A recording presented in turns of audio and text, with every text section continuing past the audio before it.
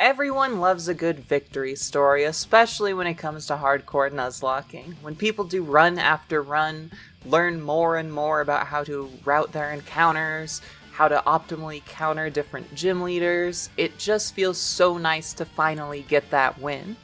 But no matter how in your favor the odds are, they're very rarely 100%. And sometimes the game chooses to take that win away from you right when it matters most.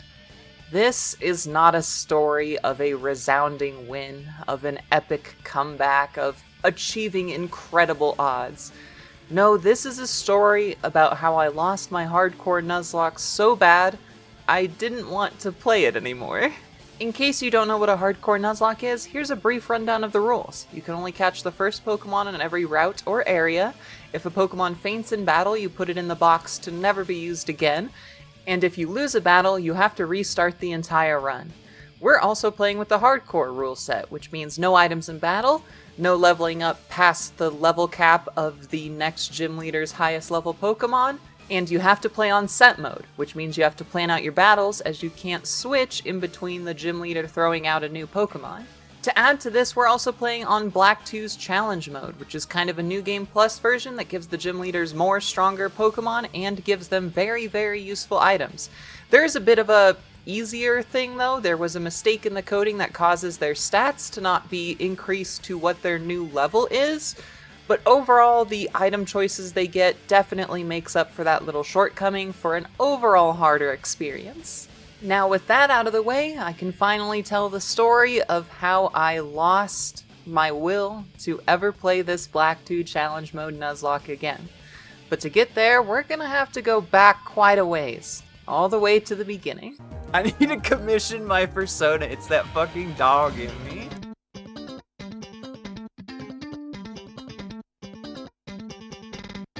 No more heroes, it's Kira, the Kira, catch on nobody but yourselves, nothing less to do.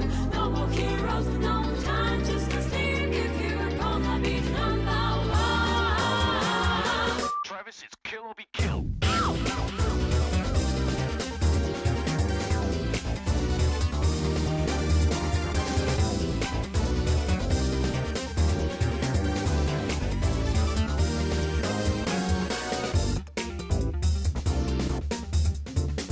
For those of you who are familiar with the Gen 5 sequels, White 2 and Black 2, you can know that Nuzlocks for this are pretty tough, especially in the very beginning of the game. In fact, the first gym leader is the trainer we wiped the most on by a very, very large margin. His ability to use setup moves, as well as having Berry on his ace, and the general lack of any real encounters in the first couple routes of this game make the early game incredibly difficult.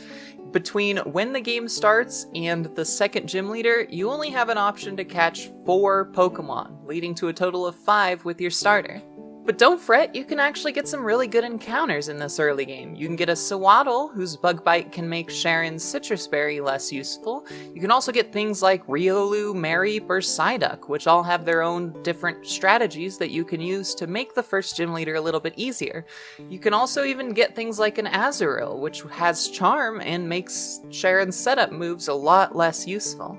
This run, however, was cursed. We got 0 good encounters. We got a bunch of very, very middling to bad encounters, mainly giving us the typical kind of creature Pokemon you would expect from an early route, like Lillipup, Purloin, and Patrat. I forgot its name briefly because it's just that unmemorable. Unfortunately, there's not much to say about the first gym battle. If you don't have a cool strategy like Mareep Paralysis or Azurill Charm or Sewaddle Bug Bite, you're kind of just clicking tackle and hoping for the best. Unfortunately, we did not get out of this deathless, but that is to be expected. I think we had maybe 1 deathless Sharon in all of our 30-something runs, so only losing 1 Pokemon, that's pretty good here. Moving on to the second gym leader, we only get 1 more encounter in the Verbank complex. However, there is 1 encounter in particular that will almost single-handedly sweep the second gym, and that's a Magnemite. Thanks to its steel typing, there's very little the second gym leader can do with her poison types as long as we're aware to switch out when Mud Slap becomes an option. This run, however, we get ourselves a Magby. This is fine, it'll be great for the 3rd gym leader if we can get there, but it being a baby Pokemon is rather rough in the stats department, and it'll be a little while till I'm a good enough friend to this little fella so that it can finally evolve. With little else left to do other than head to the 2nd gym leader and take out the Green Day reference trainer, we're left with just hoping to God that we can make it through the 2nd gym leader. We unfortunately lose our Patrat to an unfortunate critical hit, but hey, that's the way it goes, and it was probably our least valuable Pokemon at this point. We're able to switch in our Stoutland, take a couple kills with Stab Takedown, and sets up a perfect opportunity for our Pignite to come in on the Whirlipede and clear things up with some fire moves. With the 2nd gym leader defeated, we get to do the best part of any Black 2 White 2 Nuzlocke, which is watch Pokestar Studios, which we don't do. We speed up through it and either listen to Nightcore or watch that fucking Quiznos commercial, which, if you don't know what I'm talking about, here's a little clip. We love these songs! 'Cause they are good to us! After clearing up all the little excess plotline that forces us to backtrack to the previous route, we can finally move to Castelia City, and with it we unlock the bike from this random clown that just gives it to us, and we get a ton of new encounter opportunities. The hard part of the early game is officially over, and we can start to fill our box up with some actually really solid encounters. We unfortunately lose a couple encounters in Zubat and Woobat, one due to Double Battle being a bit inconsistent with actually keeping the Pokemon alive, and 2 being I just didn't want the fucking Woobat. But we do get to fill out our box with a Scraggy, which is excellent, and a guaranteed Eevee thanks to something called Repel Manipulation. For those of you who don't know, routes in Pokemon can contain a multiple different amount of Pokemon at a multiple different amount of levels. Occasionally, the highest level in a route will have the Pokemon that you want, so by using a Repel with a lead Pokemon of that level, you can guarantee that that Pokemon, or any Pokemon at that level, will come out as a wild encounter. In this case, by using a Repel at level 18, we can guarantee ourselves an Eevee, which is an excellent Pokemon that, due to the evolutions, can cover a wide variety of gaps in your team composition and is generally a highly sought after encounter. Just don't evolve it into Vaporeon. Trust me, Twitch chat goes crazy with that shit. Don't do it. With Berg, the 3rd gym leader, coming into our sights, we actually have a lot of really good Pokemon for him. With both Magby and Pignite, his bug typing is a lot less scary, since we can hit all of his Pokemon for super effective damage. In this case, however, our little friend that we picked up at the Verbank complex goes absolutely hog wild on all of Berg's team.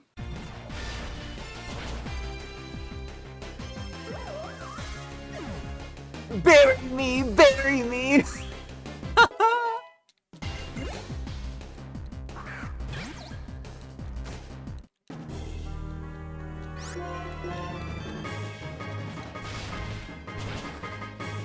Magby sweep! It's real! At this point, we've hit the midpoint of our Black 2 Nuzlocke, and in all honesty, it's pretty smooth sailing from here. Elesa is not that difficult, especially with some of the encounters we can get in the routes before, like our Moxie Sandile, and we also opt to evolve our Eevee into Jolteon. We get a few more encounters, most of which aren't of huge note, but we do manage to get a Swadloon, which, if I take the time to actually bring its friendship up, can be a pretty beefy Leavanny. During our gym battle against Elesa, we unfortunately get a little caught out positioning-wise and leave our fire fighting type in against Emolga, which threatens a kill with Aerial Ace, so we unfortunately just lose it instead. However, since we have a Magmar, losing Pignite here is not too big of a deal. We do, however, shift our nice little Moxie Sand Crocodile in, and he is able to not get crit and then clean up the rest of Elisa's team for a nearly deathless 4th gym leader. As we approach the town with the funny meme song, there's very little to talk about. The next gym leader is Clay, and thanks to a Ducklet being guaranteed on the Driftvale Bridge and the Swadloon we caught earlier, it's going to be a deathless Clay. Or at least it should have been, but I underestimated the damage that Excadrill's Metal Claw would do, and we lose our really nice Moxie Crocodile. It's a huge bummer, but far from such a brutal loss that we need to restart the run. Truth be told, we almost consistently lose our crocodile if we have one at the World Tournament, despite the level cap being so much lower than Clay. Just because at the World Tournament I am never paying attention, and typically lose a Pokemon to a dumb mistake. But we don't lose our crocodile this time, because we lost it earlier, and managed to get through the rest of the World Tournament with 0 deaths. Some plot happens, and we move on to continue on to our 6th gym leader, and along the next route we catch the 5% chase encounter that we want on this route, with no real consistent way to repel, manipulate, or encounter route for a guaranteed Carablast. It is mostly just a raw 5% chance, and we managed to hit it this time, which is awesome, and you'll see why later. Another brief thing of note is that the drippy Team Plasma guy does give us a guaranteed Zorua, which is probably one of the best encounters in the game, as Zoroark is good against 2 of the 4 Elite Four members just in offensive type matchup alone, so it's really strong encounter and guaranteed every time, and will almost always be a part of your Elite Four team unless you lose it early. Is that a little bit of subtle foreshadowing? It's not. It's not. We take Surf and surf our way over to Mistralton Cave, and here we can use Repel Manipulation once more to guarantee one of 2 Pokemon. One is an Aeron, which is a really solid rock steel type that I definitely won't be sad if we eventually have to use an Aggron, but the encounter we really want to see is an Axew, as a good Haxorus makes the 7th gym leader so much less terrifying, as he is probably the 2nd hardest behind Sharon. As with all Pokemon streams on twitch.tv/Rose_Waltz, you should go follow and also watch us on Wednesdays, Thursdays, and Sundays, and occasionally Saturdays when we do a drunk stream. But the Wednesday, Thursday, and Sunday we stream every week. Anyway, Pokemon streams typically get a little wet and wild. There's a fair amount of downtime as we go from gym leader to gym leader, and we like to fill that time with our fair share of different things, mostly watching YouTube poops or Tim and Eric sketches. Our next major encounter takes place in Chargestone Cave, and ideally we want to delay our encounter as far as possible until we can get to the basement floors of Chargestone, where we can get that juicy 8% chance at a Tynamo. For those who don't know, Tynamo evolves eventually into Electros, which is an electric type Pokemon with Levitate, meaning it doesn't really have any weaknesses that can be hit, outside of a couple niche things like Mold Breaker, of course. Having no weaknesses is both kind of a boon and a detriment in Nuzlocking. A lot of times when you're planning fights, you typically use a Pokemon's weakness that you have to guarantee that the gym leader or Elite Four member will send out a specific Pokemon that can hit that Pokemon's weakness. Having a Pokemon with no weakness does unfortunately make switch-ins a lot less reliable. However, having no super effective damage dealt to you does mean you can take a lot more hits than you would typically expect, and when you're put in a difficult situation, it can definitely be a blessing to have a Pokemon with no weaknesses. Unfortunately, Chargestone Cave also has one of the most nefarious things that you can find in a Gen 5 Nuzlocke, which is the random Ace Trainer triple battle. There are a few trainers that just randomly will be a triple battle, which is typically not too bad, but triple battles, if you're not ready for them, can be quite difficult to play around, and often your opening 3 will leave you in a really difficult positioning spot that makes it hard to come back from without losing a death. However, I know where most of these trainers are. There's one in particular right outside of Skyla's gym that I hit, I would say, for the first 10 runs in a row before I finally realized how to dodge it correctly. And this Ace Trainer in Chargestone is also one of those triple battles, and I just, thanks to Speed Up, forgot to actually dodge him correctly. So we're stuck in that nefarious triple battle. However, thanks to our Pokemon having specific weaknesses that we can cover defensively with some of the Pokemon in the back, we do manage to pivot around, get to a good spot, and win the triple battle without taking any casualties. It's great. We also want to pick up the Magnet here. It's typically for our Jolteon since we have one for Skyla, but if we get a good electric type in Chargestone Cave, it's really good there.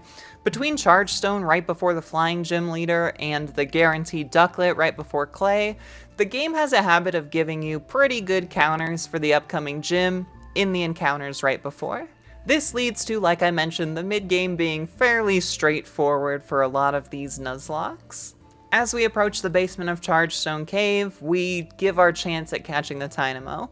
Unfortunately, it comes at too low of a level for us to repel manipulate it, and due to a lot of the encounters in Chargestone Cave being unique to Chargestone Cave, we can't really encounter route any of the previous routes to catch Pokemon that are also available here, meaning it is, once again, kind of just a straight up 8% chance. Unfortunately, we don't hit it this time and get a Joltik, which is honestly pretty good. A little tough against Skyla due to its bug typing being weak to her flying.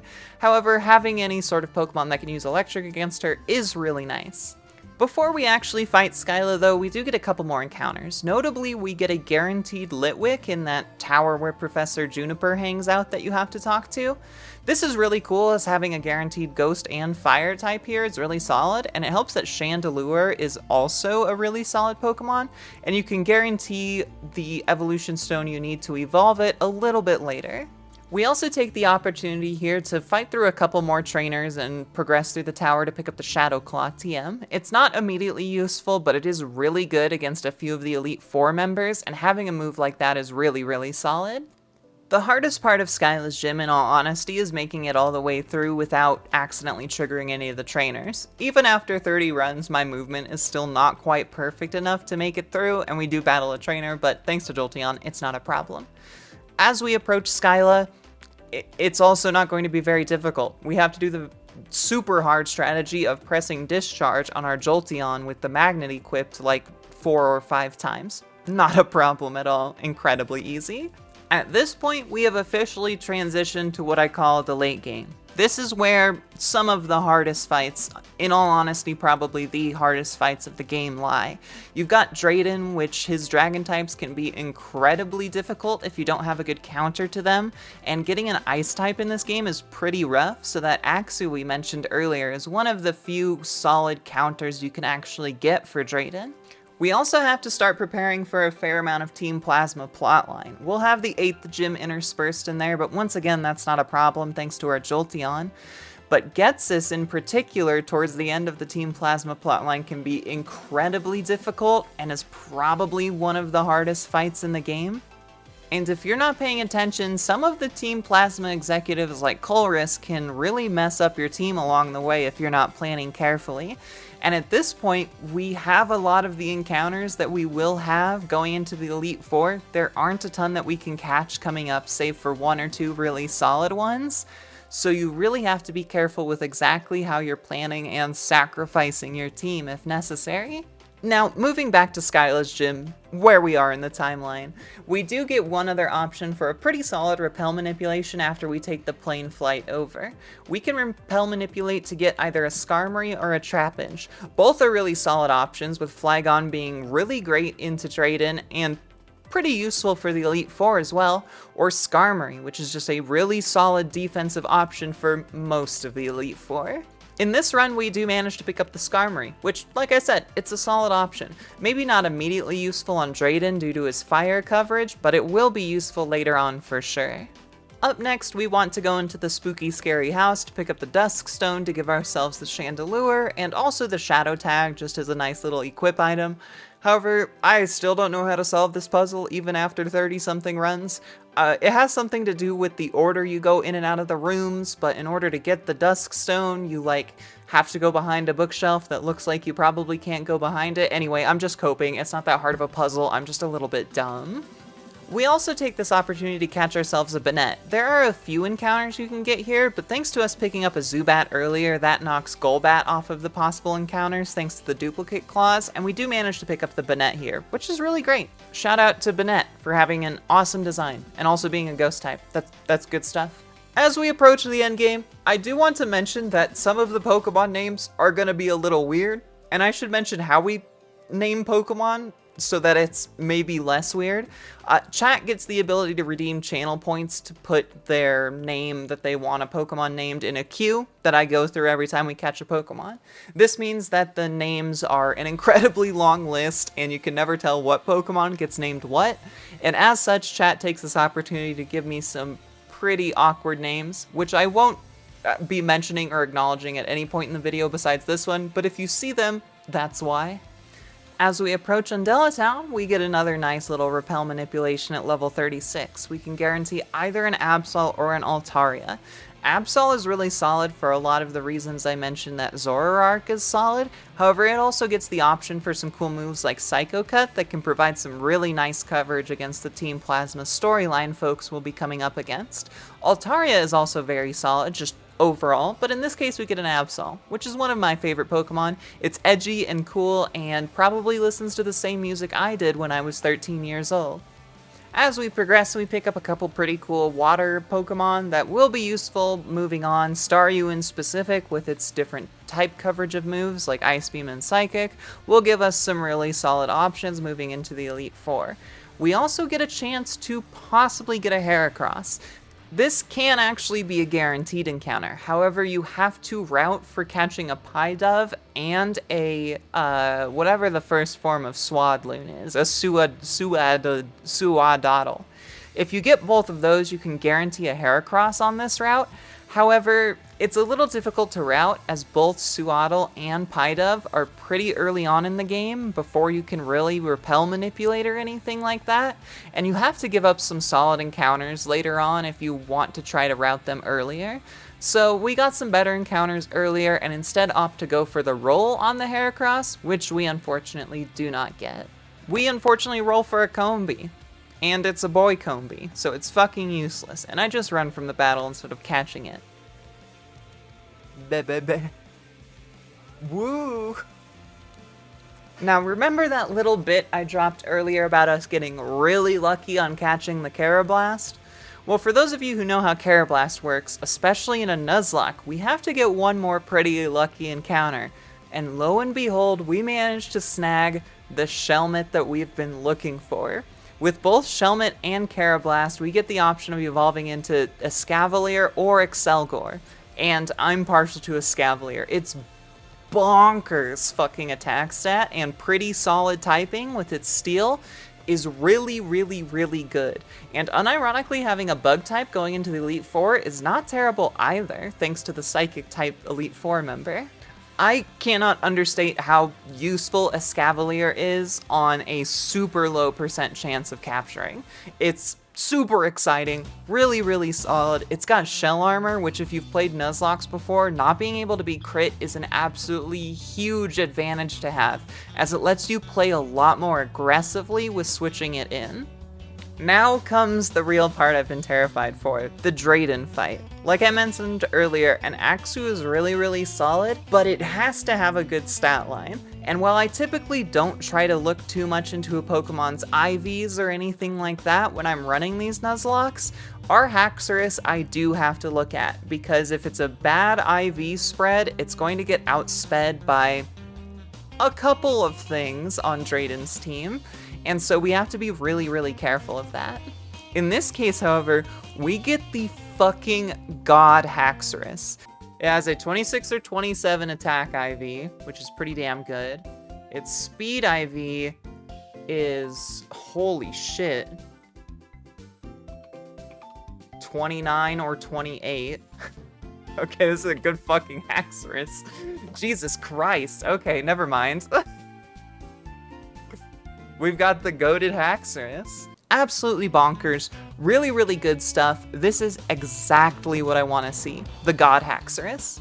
To add to this, our Haxorus also has a plus attack nature. It's got Rivalry, which isn't the best ability that it could have. I would argue that Mold Breaker might be a little bit better, but I think there's definitely an argument to Rivalry. There's a lot of times when Mold Breaker won't be useful, and on the off chance you do manage to get Pokemon of the same gender, it's just gonna do more damage. So actually, now that I'm talking about it, maybe Rivalry is the better option, except in very specific scenarios. Now we enter Drayden's gym, which is one of my favorite gyms, like aesthetically, in the entire Pokemon franchise. It's so cool as you make your way up this awesome dragon to eventually clash with Drayden's, and they like headbutt or like kiss or whatever you want to say, however you want to call it. It's like up to your interpretation, right? You also get the option to choose different trainers leading up to Drayden. The second, or I guess the first choice you get doesn't really matter so much. It's either an attack-focused team or a defense-focused team. Either way, our Haxorus will just sweep, so it doesn't matter. However, the second choice you get between a triple battle or a rotation battle is significantly more important. If you're not completely prepared for a triple battle, you're going to be caught out of position, like I mentioned earlier with those random trainer triple battles. So I always opt for the rotation battle where I can just click Dragon Claw on Haxorus and not care about anything. In fact, there's so little challenge going on in the lead up to Drayden that we start talking about some random bullshit like we typically do during Pokemon streams. In this case, it's chat making fun of me for how I eat my food. When I'm eating, you save the best bite for last. Does anybody do the, I like to do eat the hamburger edges, and then you get just the middle of the hamburger. I really enjoy doing that. wait, what, you eat around it. It's like you're eating a donut, but then you get the pleasure of the donut hole, but it's a nice moist hamburger. And also for how much I like the band Rush, but in my defense, Rush fucking slaps. First of all, I don't think there's a trio that's quite as good as Rush is, both musically and lyrically. I think they're incredible. Oh, they've had some stinkers over the years for sure, but when you've been a band since the 60s, not everyone's gonna be a hit. And I mean, honestly, Rush also has my least favorite song of all time. Like, it's actually the worst. In fact, the whole album Test for Echo is not very good, and I wouldn't recommend listening to it, but that doesn't take away from the rest of how good their discography is. It's so stellar. Like, listen to me. If you're ever just like chilling one night, listen to the entirety of 2112 all the way through. Maybe do it twice if you want. I swear to God, it'll change your life. Or at least you'll think it's very good music. Chat also convinces me to steal a Northern Lion bit. I swear to God, I'm not normally this cliche, but it's a good bit. It's a good bit. Could you sing why? I don't want to copy a Northern Lion bit, but like they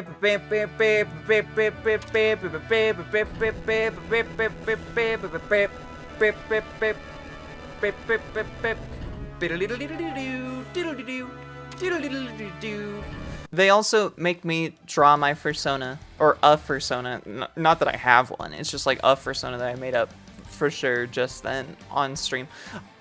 Anyway, I'm vamping a lot, and it's mostly because Drayden is typically a hard fight, but thanks to our god Haxorus, all we're gonna do is click Dragon Claw, and I don't know how exciting I can make that. Even his Haxorus is not terrifying, because its only Dragon-type move is Dragon Tail, which has negative priority, which means we will always kill it. I swear to God it's a tough fight, we just lucked out with our encounter. After defeating Drayden, it's time for the Team Plasma plotline to finally kick into gear. They're doing their endgame. They're using their giant, cool fucking spaceship / airship. It's actually just an airship, it's not a spaceship, to cover everything in ice and use their evil powers for nefarious things, etc., etc.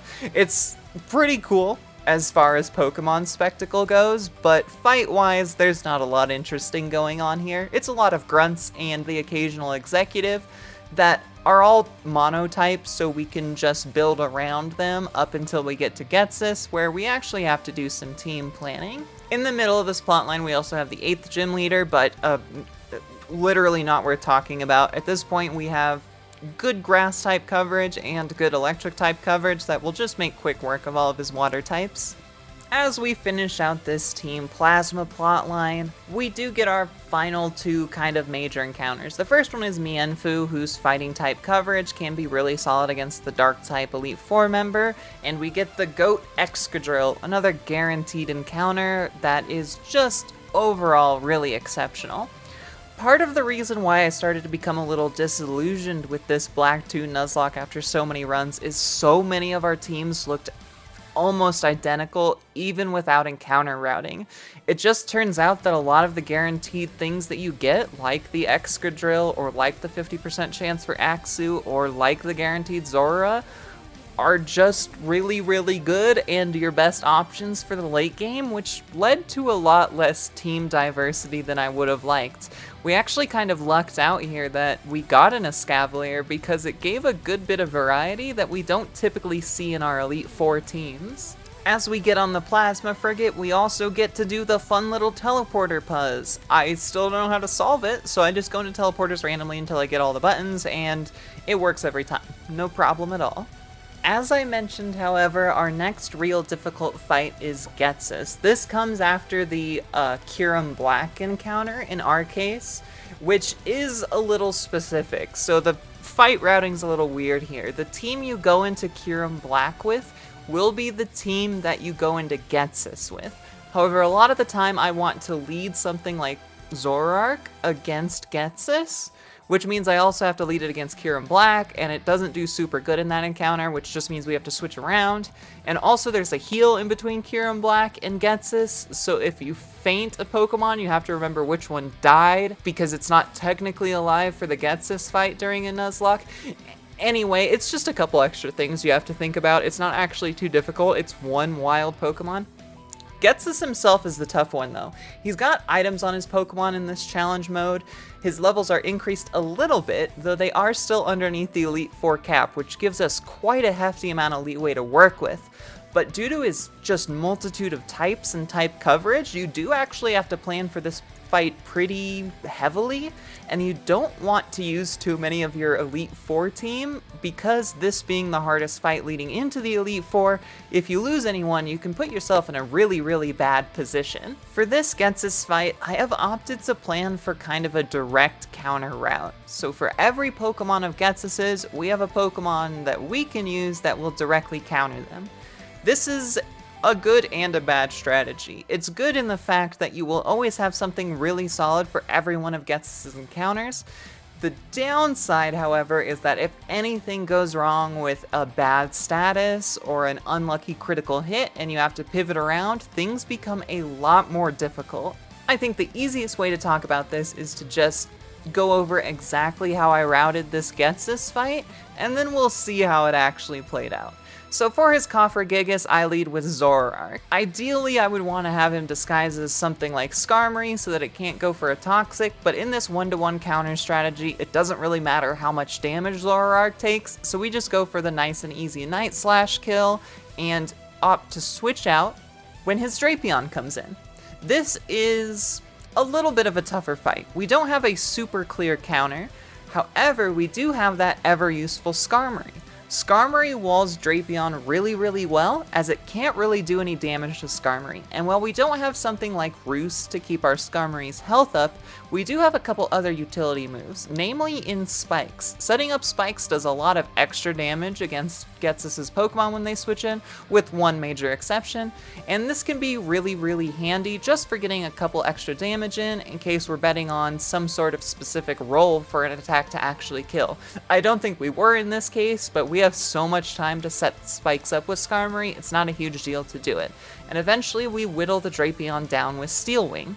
This will send in Ghetsis' Electros. Electros switches in here because it has the move Flamethrower, which it sees as super effective against Skarmory. This is one thing we have to be kind of careful of when we do battle the Drapion with the Skarmory. If Skarmory's health is too low, we can't guarantee that Electros will use Flamethrower. If it sees a kill with Thunderbolt, that's really bad. And we want to switch in our Magmortar on a Flamethrower, which does very little damage, and doesn't have the option to paralyze us like Thunderbolt does.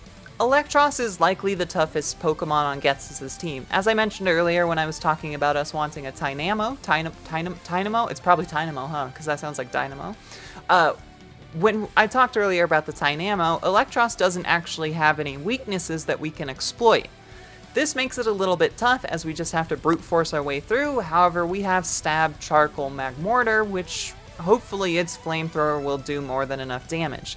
The problem here is that Electros gets the opportunity to use Thunderbolt. If it paralyzes and then we get fully paralyzed, we are suddenly in a bit of a sticky situation. But I'm nothing if not a gambler, and the odds of that are low enough that I might as well try. We luck out and no paralysis comes through, and we were even safe to a critical hit from Thunderbolt.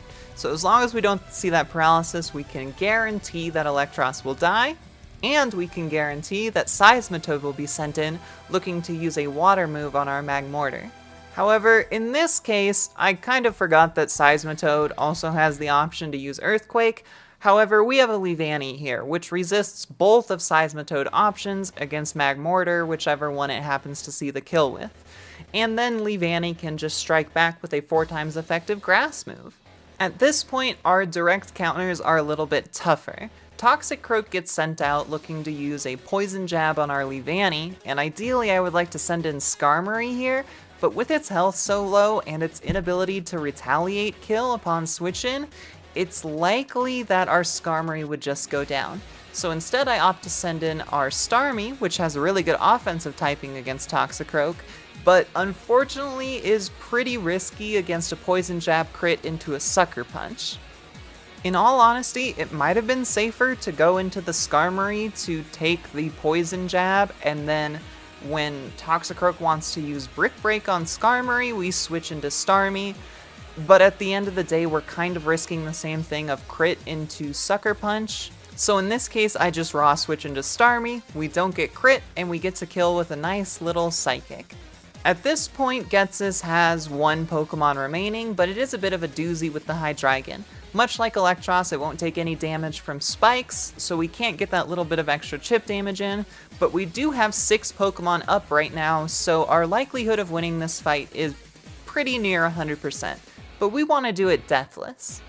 We do have to be pretty careful here, as Ghetsis' Hydreigon does have a Life Orb, giving it 30% extra damage at the cost of 10% of its health every time it connects with an attack, but we get a really nice switch in here. Since we have Starmie out and Hydreigon is looking for the super effective Crunch to kill, we can guarantee a switch that is safe into a Scavalier. It won't be crit thanks to its shell armor, and in Gen 5, Steel still resists Dark, so we take very little damage.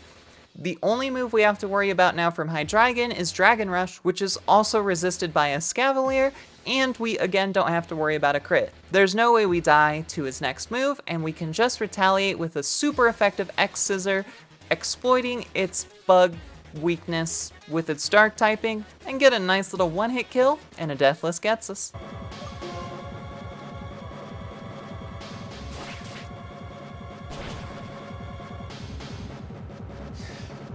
Let's go! Deathless fucking Ghetsis, baby! We have lost quite a few runs at Ghetsis. Despite being pretty far under the next level cap of the Elite Four members, he can be quite intimidating with his Pokemon with strong items like the Life Orb Hydreigon I mentioned, and his immaculate type coverage on a lot of his different Pokemon. If you don't plan this fight well, you can be in a lot of trouble just from taking super effective hits when suddenly the 6-7 level difference in the level cap doesn't mean quite so much. Getting a Deathless Ghetsis is awesome, and it means we are locked into a Pokemon League run. We do what we do every time, which, since we don't really have any super important encounters leading up to the Elite Four, we switch on the B team, which we don't care if any of them die, as they're not the Elite Four members, and as long as we don't wipe, it's completely safe. There are also only a handful of required trainers in Victory Road. They are quite difficult if you're not ready for them. There's an Ace trainer with a Fortress that has given us trouble before, but as long as we know what's coming, it's not an issue, and after, I think, 4 runs that have made it this far, I know what to expect at this point. Victory Road is actually so straightforward that I opt to have a little fun. The rival fight is realistically the last kind of barrier to the Elite Four, and he's significantly less difficult than Ghetsis, even with the B team. But in order to keep things interesting, I thought I'd, make things a little bit tense for chat. It's okay, we're allowed to lose Pokemon here. It's a more ominous win. This was terrible idea. Does it have Hydro fucking Absorb? Just hit the Hydro Pump this time. There's no way you miss 3 Hydro Pumps. Brother! That's fine. I'm not even mad about it. Hello? Why did that do so much? We're in big trouble here, chat room. Yeah, that bird doesn't like getting wet.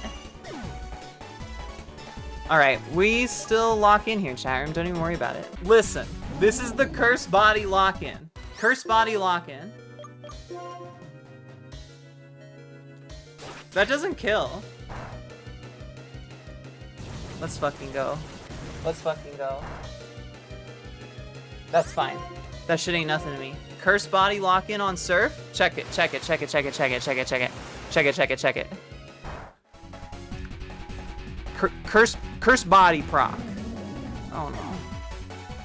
Oh no. Okay, who's our fastest Pokemon? Oh, you're faster than Samurott! You're goated! Woo! That's what I'm talking about, baby! I wasn't even worried! I'm just, it's for the plot! It's for the plot, chat room. It's for the plot, the plot. It's for the content. It's for the content, chat room. This is the last battle. You gotta have some fun with it. It's literally unlosable.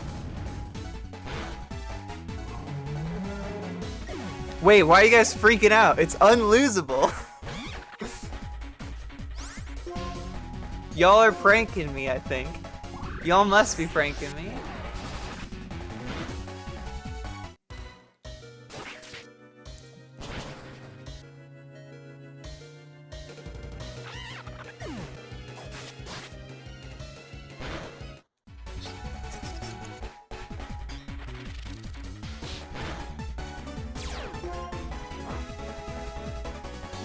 Chat room, it's unlosable. I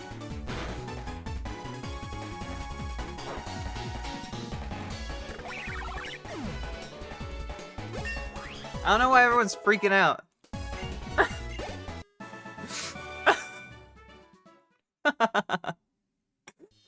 I got away with it!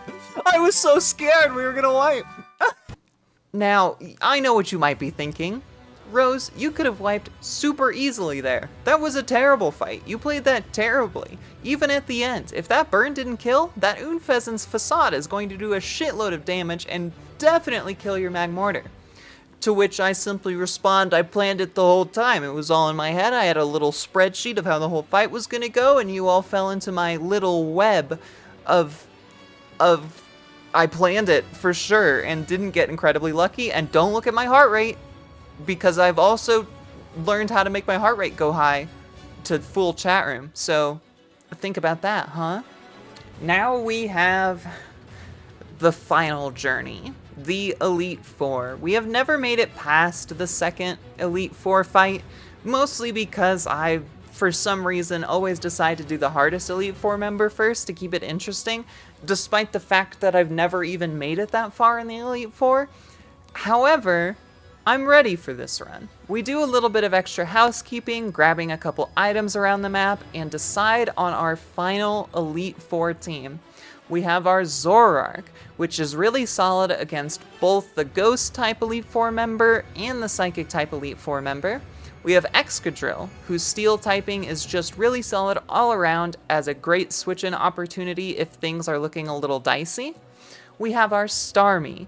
This Pokemon is really solid all around, but in particular we want it for exactly Marshall, whose fighting type is kind of throws a wrench in a lot of the team building in this, and since we didn't pick up something cool like a Gothitelle, we do use a Starmie here. This is not a bad thing. Starmie's different type coverage and moves options are really, really good, and can even be useful against something like Iris with its ability to learn Ice Beam, so a great Pokemon all around.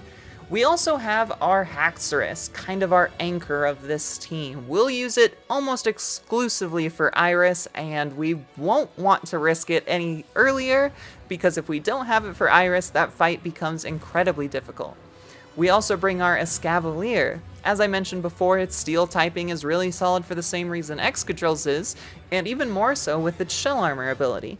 Its Bug typing can also be really, really solid against the Psychic Elite Four member, leading to some really high damaging X-Scissors thanks to its bonkers attack stat. And lastly, we have our Mienshao.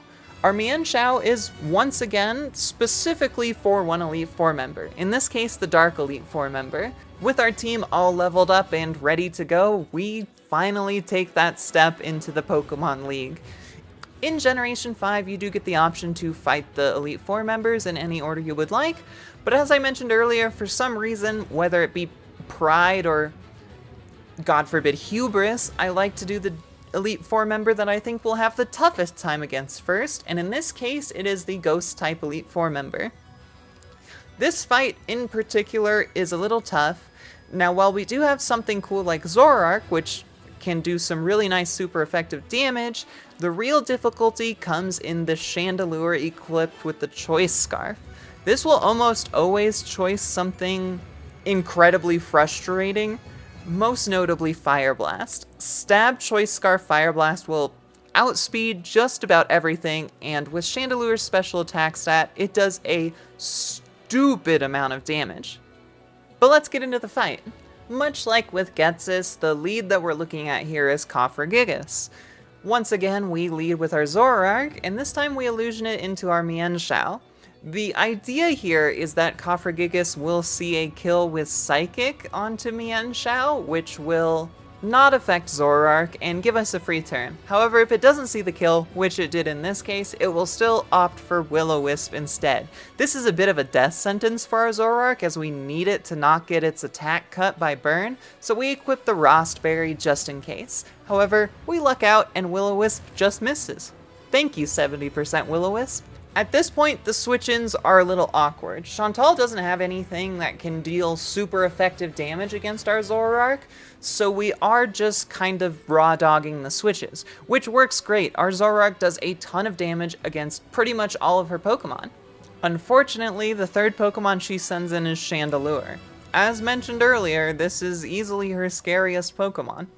And remember how I mentioned earlier it has a Choice Scarf so that it always outspeeds? I didn't know that when I did this fight. It's 105! How the fuck did it move faster? Do we have the one stat IV? That's actually insane. Is it holding something? Oh, it's got Choice Scarf. Okay, so it's Fire Blast every time. It's got Choice Scarf, it's Fire Blast every time. I was doing a lot of this playthrough completely blind, and in challenge mode, I didn't really expect them to have something like choice items. This was a fool's gambit, and I really should have checked the documents earlier, but instead I scrounged through Cerebi to compare Chandelure's and Zoroark's speed stats, which upon realizing that Zoroark should outspeed, I noticed that she has a Choice Scarf equipped on her Chandelure. But just in case you thought that Chandelure wouldn't be that scary as long as you were prepared for something like the Fire Blast, let me show you exactly what happens when you switch in a Pokemon that, by all accounts, will just resist it. That's why it moved faster. That's why it's challenge mode, chat room, it's challenge mode.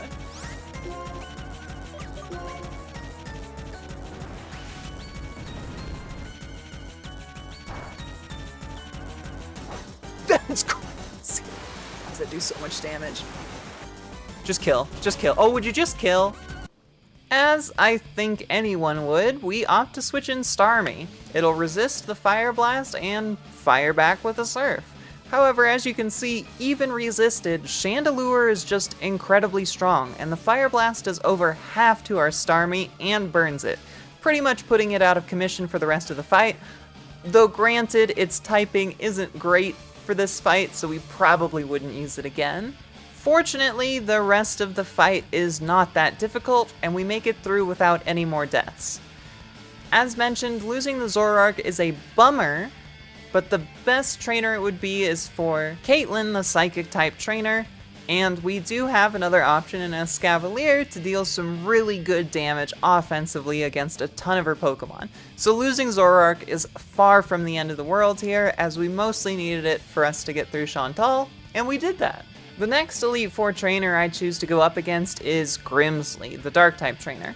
As mentioned before, we actually have a couple Pokemon good. Escavalier's bug typing isn't just good against Caitlyn, it's really good against Grimsley's dark types as well. It's kind of weird having bug be a very solid offensive typing against the Elite Four, but hey, I'm not gonna complain. It makes Escavalier look super cool. Now, Grimsley does have some pretty interesting strategies, especially with his opening Liepard, which has a normal gem and Fake Out, which can lead to put it mildly, a shitload of damage. However, using Escavalier to resist the Fake Out, it's not too big of an issue, and we can just fire back with X-Scissor when our next turn rolls around. Escavalier also does really good against the Crocodile. Unfortunately, things get a little hairy when Scrafty comes in. It turns into a bit of an absolute slugfest. Our Escavalier's bug typing actually comes in handy here against Scrafty's Brick Breaks, leading to it just doing neutral damage, but we also can't do super effective damage back to the Scrafty. So we trade a couple brick breaks and X scissors back and forth until things get down to the red. However, thanks to trainer AI, we can all but guarantee that Grimsley's going to use a full restore here to heal up Scrafty. This means we can switch in a Pokemon without worrying about any retaliation, and we opt to switch in our Mienshao, our other counter for this Dark-type Elite Four trainer. Equipped with 3 fighting moves in Force Palm, Drain Punch, and High Jump Kick if we desperately need a shitload of damage, and U-Turn, which is also super effective here and leads to some really solid pivots, we have all the tools we need.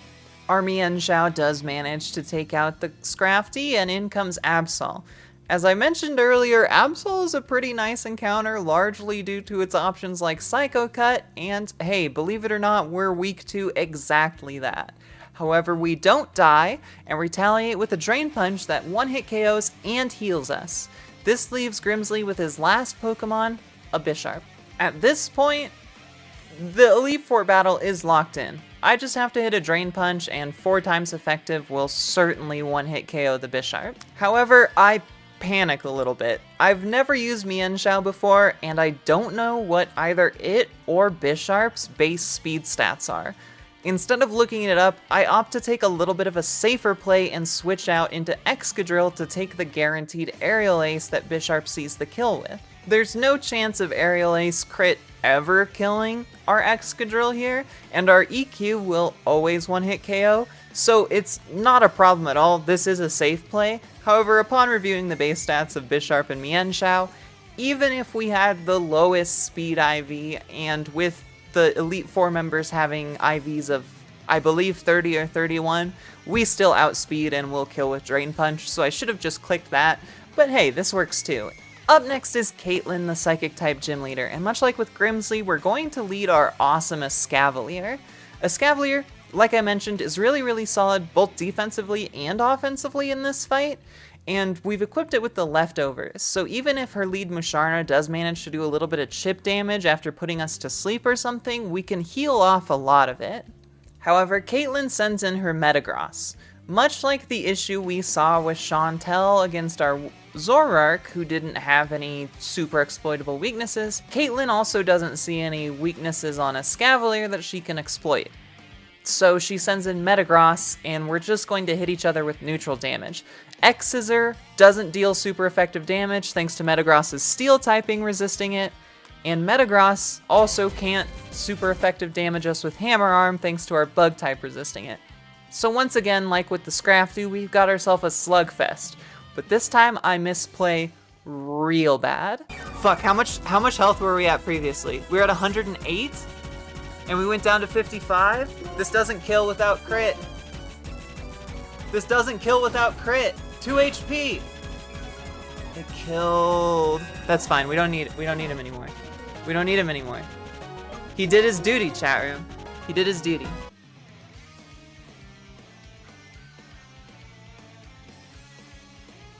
What I should have done is switched out our Escavalier after it got hit once with Hammer Arm. However, I calculated how much the Hammer Arm would do, but the problem was I calculated the damage difference between the health we had and the health we now have after the leftovers healed us. Which means Hammer Arm was dealing more damage than I calculated, and unfortunately we lose our Escavalier here. This is a bummer, but it is not the end of the run. Though it does make Caitlin a lot more difficult, and overall, this was just a terrible misplay due to me miscalcing due to forgetting that I put leftovers on our Escavalier. Oh, and before we go through the rest of the fight, I do want to mention that Caitlin did actually see a super effective move against Escavalier with Reuniclus before she sent in Metagross, but we just one-shot it with X-Scissor, so it's not a problem. With Escavalier down now, however, things get a little tough, but in the near future, it's really easy for me to just send in Excadrill here and click Earthquake onto Metagross, which will kill it. Sigilif comes in next, and we have to suddenly gamble on Rock Slide, which misses. A classic, an absolute classic for anyone who's ever used a Rock-type move in Pokemon before. Ray Rizzo made a video recently about how Game Freak ruined the Rock-type, and yeah, I totally see it. Like, not even just Rock-type Pokemon, but why are Rock-type moves this way? It's so weird. It's so weird. and it makes them really tough to use in Nuzlocke, where you realistically want to have a 100% hit rate on everything. However, Sigilif's best move against our Excadrill is Ice Beam, and as long as we dodge the freeze and the crit, we can respond eventually with Rock Slides, which we do. Lastly, Caitlyn sends in her Gothitelle, and due to its not so great defense stat, it goes down to 2 Earthquakes. It does get the chance to crit with a Psychic, but it doesn't get the chance. Now lastly, we have Marshall, the Fighting type Elite 4 member. He can be a bit of a pain. He's got some really strong Pokemon, like a Sock with Sturdy, which will guarantee it always gets at least 1 attack off, and a Conkeldurr with Flame Orb Guts, which is brutal. The fight also starts off immediately pretty poorly. Our Starmie misses the range on killing Throw with Psychic, which means it gets to attack Starmie, which we ideally want to have as much health on as possible. Which, unfortunately, we go down to less than half thanks to Throw's payback. Thank God it wasn't Stab, or we'd be dead for sure. Immediately with the fight off to a terrible start, we have to start scrambling. We do manage to kill the Throw, and Marshall sends in Lucario. Lucario is sent in here because it wants to Shadow Ball on Starmie. I was a little worried that our health was too low that it might see a random move, but if that were the case, we lucked out and we got the Shadow Ball anyway, which our Mienshao does manage to take with over half health remaining. We are very susceptible to a critical hit here, and then things will get even more scrambly, but luckily that's not the case. Our Mienshao is fast enough to outspeed the Lucario and strong enough to one-shot it with Drain Punch, meaning we get all of that health we took right back. Up next is Marshall's Mienshao. This is going to be a mirror match slugfest for just the first turn. However, Mienshao does have the option to use Bounce here to deal super effective damage against our Mienshao, which it does. However, we outspeed, meaning we get a nice little Force Palm damage out. We don't get the Paralysis, which is a bit of a bummer, but thanks to Bounce being a 2-hit turn move, we can switch in our Excadrill. Now, while our Excadrill does take the Bounce exceptionally well, Excadrill is not a very good Pokemon against the Fighting type Elite 4 member. We're dead to pretty much any Fighting type move that Marshall chooses to use, so it's gonna come down to whether or not we outspeed. Caught up in the tension of the battle, I guess that our Excadrill is going to outspeed. For reference, after looking it up, Mienshao's base speed is 105, Excadrill's is 88, and the Elite 4 members do have perfect IVs, or near perfect at 30. I can't remember exactly which. However, I was banking on a little bit of a quirk from Challenge Mode. I mentioned it at the very beginning of the video, but one place where Challenge Mode is actually a little bit easier is in the late game. Despite the Pokemon's levels being increased, their stats aren't reflected to show that, and they are the same as lower level versions of themselves from normal mode.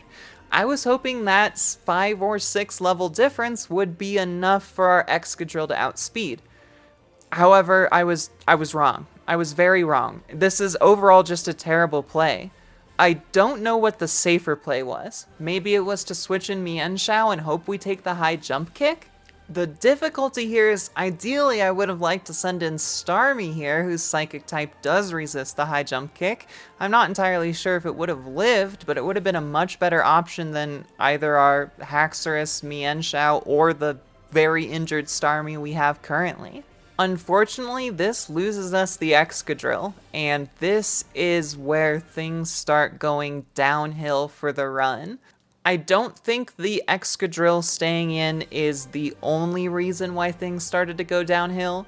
Realistically, we didn't have anything super good against Marshall. It was a little hard to team build against this and still have enough left over for the other Elite Four members as well. In retrospect, I should have brought maybe a Banette or a Chandelure to switch in safely on fighting type moves, and made sure that they would have stayed alive through the rest of the Elite Four member fights. I think this is where I started to realize that my team building still needs a lot of work for sure. In any case, we unfortunately lose our Excadrill here, which is one of our better Pokemon to have for Iris, purely for the Sandstorm that I equipped on it before we started the fight. Thanks to the tempo gain from our Excadrill loss, we are able to send in our Mienshao for free and revenge kill with a Force Palm. At this point, Marshall sends in Conkeldurr, which, as I mentioned before, can be terrifying with Flame Orb and Guts. I Force Palm to attempt to get a paralysis, and it responds with a beefy Hammer Arm that makes Mienshao all but useless for the rest of the fight. Once again, the death by 1,000 cuts of a few misplays throughout this whole Elite Four run, and an unlucky roll on the very first Pokemon of this battle, leaves us with no great options. Starmie can't switch in here without dying for sure, and neither can Haxorus. Guts' Flame Orb Hammer Arm is going to absolutely decimate whatever we switch in. Given that, we have no real good option here but to sacrifice our Mienshao. We unfortunately need Haxorus for Iris. There's no way we win without him, so we can't risk switching him in here to just die. We attempt a high jump kick, and it does a lot of damage, and I once again see the folly of my ways. If I had just clicked high jump kick instead of Force Palm the turn earlier, it would have been a 2-hit kill against this Conkeldurr. Luckily, however, it does go down to the burn damage from its Flame Orb, so at the very least, Mienshao went down fighting and took his best Pokemon with him. Marshall's final Pokemon is the Sock, and remember how I mentioned Sock being a little bit terrifying at the beginning of this fight? Well, its ability to have Sturdy here is a absolute killer. It means it's guaranteed to get at least one move off no matter what. There is maybe an argument to be made for having Haxorus switch in here and hopefully taking whatever Sock throws out first. But in order to guarantee that it'll make it to Iris, I choose to send in Starmie and bank on the freeze. At this point, that decision has sealed the fate of this run for me. The only correct option is to send in Haxorus and hope that it lives. And you'll see why. The advantage, though? We do make it to Iris. This is a huge personal best for us. We've never made it past the second Elite Four member before, so I'm really, really happy with this run so far. Or at least I was. Let's go to the Iris fight.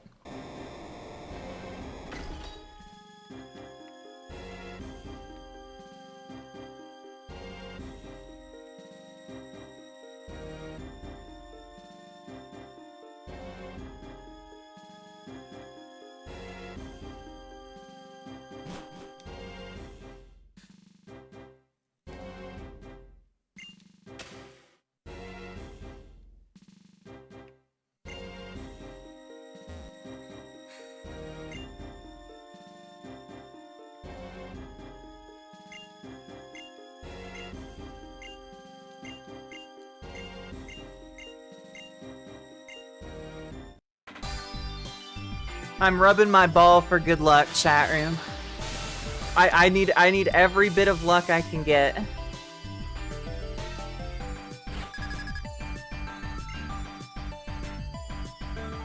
For the first two Pokemon, Druddigon and Hydreigon, Haxorus does exactly what I needed it to do. It hits Dragon Claw in one-shots.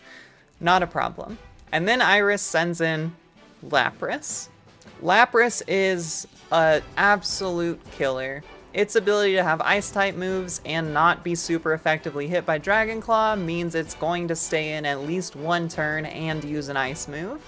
This is, to me, where the run ends. We don't really have a way to get through this. We have no more Pokemon to switch into, so I just hit Dragon Claw and wait for the inevitable. And then something incredible happens.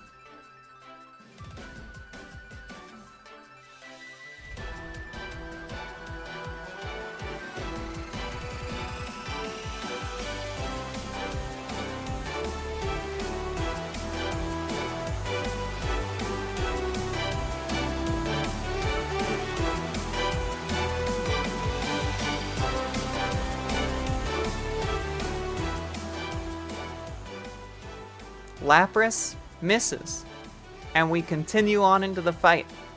Against all odds, we get incredibly fucking lucky and get to continue. And this is what killed me. mentally. This was the worst possible outcome. In case you forgot what I mentioned at the beginning of the video, this is not a story of overcoming incredible odds, of managing to get incredibly lucky as a newbie at Nuzlocking and still pulling out a victory. No, this is a story of how I got beat so bad I didn't want to play Black 2 Nuzlocks anymore. It was a huge bummer. For those of you who know how Black 2 challenge mode works, her next Pokemon is legitimately unwinnable. At least with the one Pokemon we have. It's a Haxorus equipped with the Focus Sash, and much like Marshall's Sock was all but guaranteed to take one of our Pokemon, Iris is guaranteed here as well. It'll always survive, no matter what, and be able to retaliate with a 100% accurate Outrage, killing my Haxorus every time. There's no damage roll that gets me to live that. There is no ability for us to get a lucky dodge and not get killed. We die every time.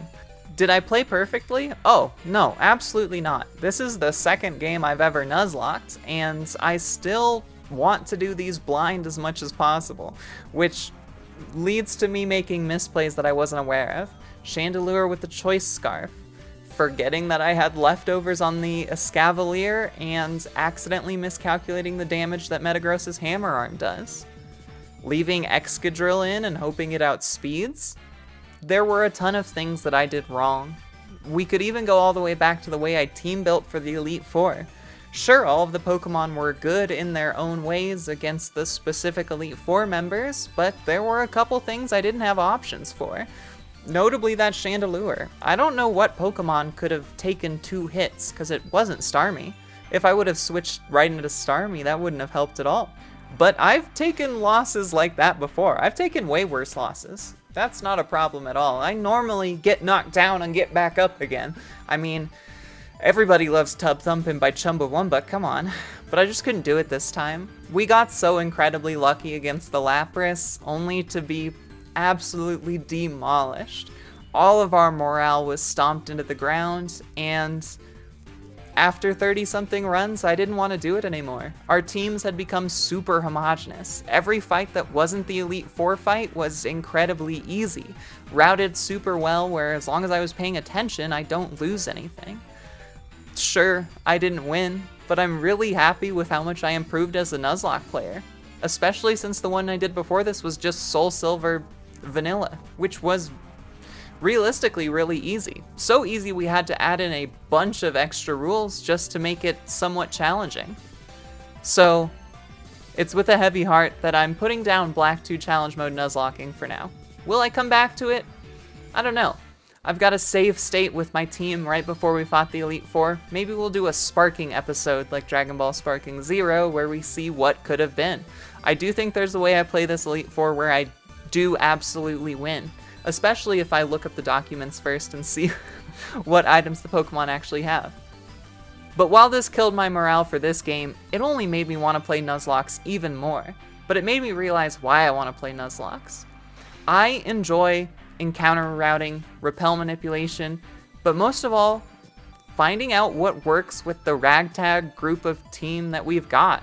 Having a guaranteed Zoroark, a near guaranteed Haxorus, a guaranteed Excadrill every run isn't super fun, especially when they're the best Pokemon for a lot of the late game options.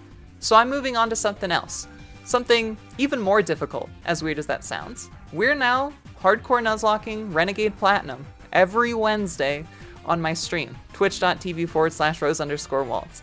I'm already having an absolute blast with how much of an encounter variety there is, how much more difficult it is to get real guaranteed encounters or repel manipulations, and chat's having a fun time picking which starter from the little quiz things I get to use every run.